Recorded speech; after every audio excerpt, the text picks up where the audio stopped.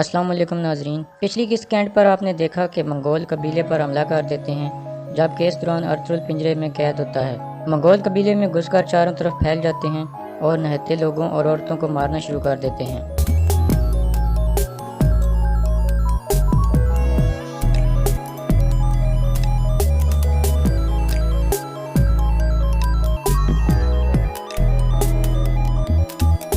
منگول کئی لوگوں کو مار دیتے ہیں جبکہ گندوقدو بھی منگولوں سے لڑ رہا ہوتا ہے اور ان کو مار رہا ہوتا ہے۔ ایک سپاہی ارطغرل والے خیمے میں آتا ہے اور بتاتا ہے کہ منگولوں نے حملہ کر دیا ہے۔ ارطغرل اسے کہتا ہے کہ فوراً پنجرے کا تالا کھولو۔ وہ سپاہی کھول دیتا ہے لیکن اسی دوران ایک منگول اندر آ جاتا ہے اور پیچھے سے حملہ کر کے اسے گرا دیتا ہے۔ اس کے بعد وہ ارطغرل کے پنجرے میں داخل ہو جاتا ہے۔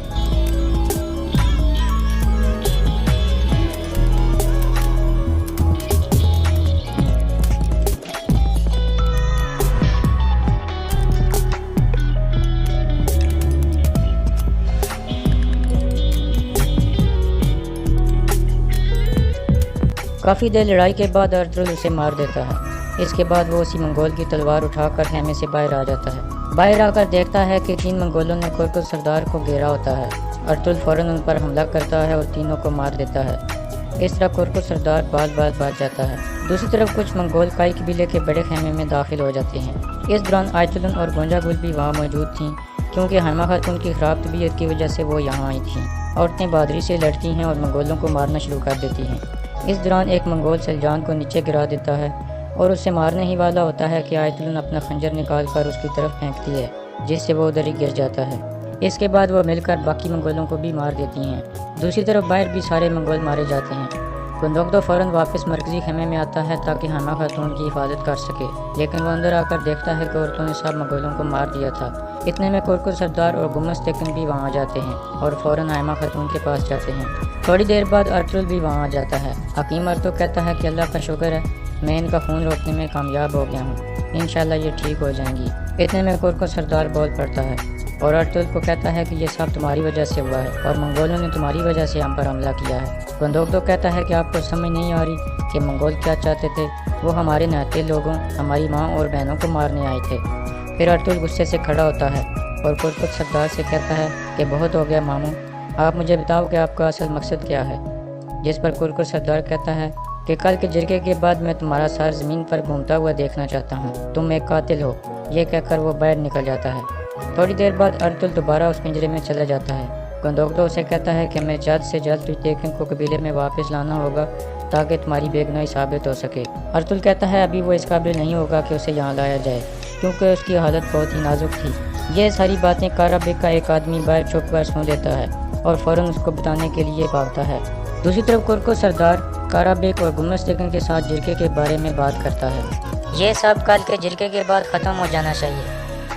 ارطغرل کا ہر سانس غداری اور مزید خون کو جنم دے رہا ہے۔ کارا بیگ صحیح کہہ رہا ہے،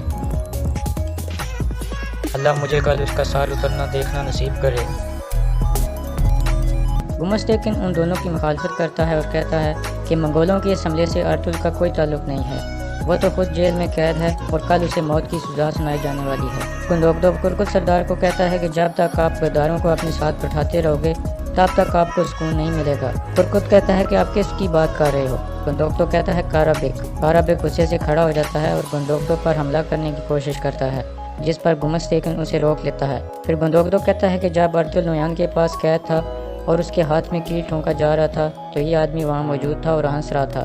گمس تیکن چونک جاتا ہے اور کارا بیگ سے پوچھتا ہے کہ کیا یہ سچ ہے، اور اگر یہ سچ ہوا تو کل میں ارطغرل سے پہلے تمہارا سر اتاروں گا۔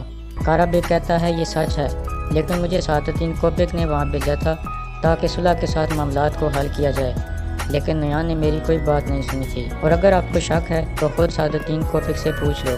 اس کے بعد کرکل سردار غصے میں گندوقدو سے کہتا ہے کہ کل کے جرگے میں تم اپنی صفائیاں پیش کرنا۔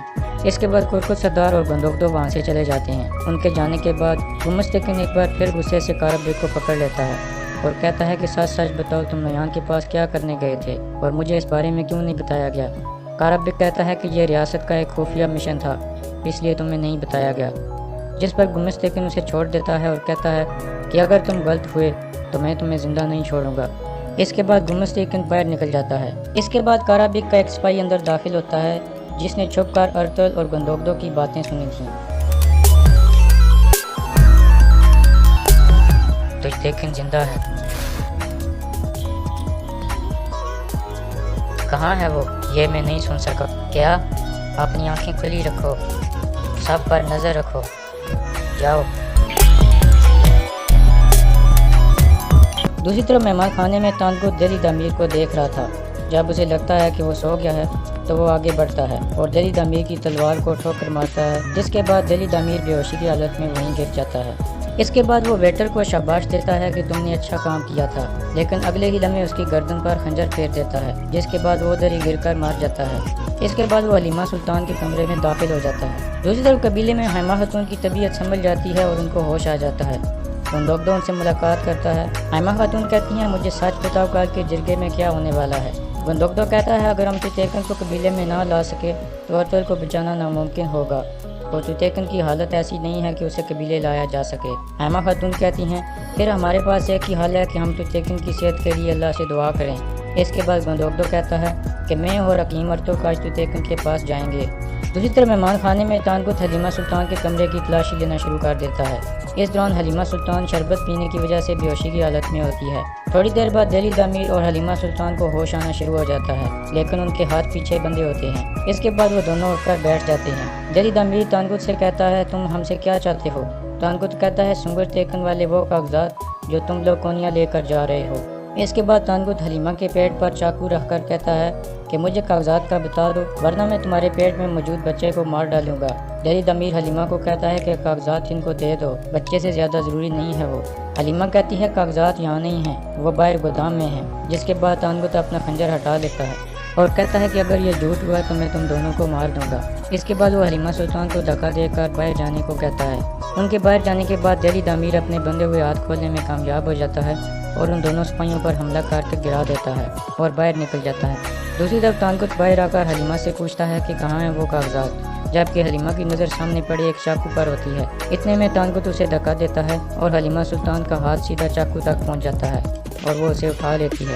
اس کے بعد وہ تانگوت کا دھیان گھوڑے کی طرف کرتی ہے اور کہتی ہے کہ کاغذات تو یہاں تھے۔ جب تانگوت اس طرف دیکھتا ہے تو حلیمہ سلطان چاقو اس کے سینے میں گھونپ دیتی ہے، جس کے بعد تانگوت وہیں گر جاتا ہے۔ اس کے بعد حلیمہ سلطان ایک برتن اٹھا کر بھی اس کے سر پر مارتی ہے۔ اتنے میں دلی دامیر بھی وہاں آ جاتا ہے اور حلیمہ سلطان کو فوراً نکلنے کو کہتا ہے، جس کے بعد وہ دونوں گھوڑوں پر سوار ہو کر نکل پڑتے ہیں۔ اتنے میں تانگوت کے دونوں ساتھی بھی اندر سے آ جاتے ہیں۔ تانگوت اپنے سینے سے چاقو نکالتا ہے اور دونوں کو کہتا ہے کہ فوراً ان کا پیچھا کرو، جس کے بعد وہ تینوں گھوڑوں پر سوار ہوتے ہیں اور ان کے پیچھے روانہ ہو جاتے ہیں۔ دوسری طرف غار میں توتیکن ابھی بھی بے ہوشی کی حالت میں ہوتا ہے۔ وامسی اور تلگت کہتے ہیں کہ ہمارے پاس اب ایک ہی حل ہے کہ اس کے مرنے سے پہلے اس کو قبیلے میں لے جایا جائے، لیکن دوان کہتا ہے کہ ارطل بھائی کی اجازت کے بغیر ہمیں یہ نہیں کرنا چاہیے۔ اس کے بعد وامسی کھڑا ہو جاتا ہے اور کہتا ہے کہ میں قبیلے میں جا رہا ہوں اور ارطل بھائی کو کچھ نہیں ہونے دوں گا۔ اتنے میں حکیم اردوک اور گندوگدو وہاں پہنچ جاتے ہیں۔ گندوگدو پوچھتا ہے کہ توتیکن کیسا ہے؟ ابن العربی کہتے ہیں کہ اللہ ہر چیز پر قدرت رکھتا ہے، انشاءاللہ یہ ٹھیک ہو جائے گا۔ اس کے بعد گندوگدو ارطل کے ساتھیوں کو منگولوں کے رات کے حملے کے بارے میں بتاتا ہے اور پھر کہتا ہے کہ کل والے جرگے میں لازمی ارطل کو موت کی سزا سنائی جائے گی۔ یہ سن کر وہ تینوں اٹھ کھڑے ہوتے ہیں، لیکن گندوگدو ان کو بیٹھنے کو کہتا ہے اور کہتا ہے کہ میں نے اپنے سپاہیوں کو بتا دیا ہے کہ اگر ایسا ہوا تو ہم لڑیں گے اور ارطل کے ساتھ ایسا نہیں ہونے دیں گے۔ اس کے بعد ترگت کہتا ہے کہ ہم بھی اپنے بھائی کے لیے لڑنا چاہتے ہیں، اس لیے ہمیں یہاں مت رہنے دیں۔ اس کے بعد ابن العربی بھی گندوگدو کو کہتے ہیں کہ ان کو بھی ساتھ لے جاؤ، جس پر گندوگدو رضامند ہو جاتا ہے۔ پھر حکیم ارطل کہتا ہے کہ آپ لوگ قبیلے میں داخل ہونے سے پہلے انتظار کرنا، ہم کوئی طریقہ سوچیں گے کہ آپ کو کیسے اندر پہنچانا ہے، اور یہاں اس قصے کا اختتام ہو جاتا ہے۔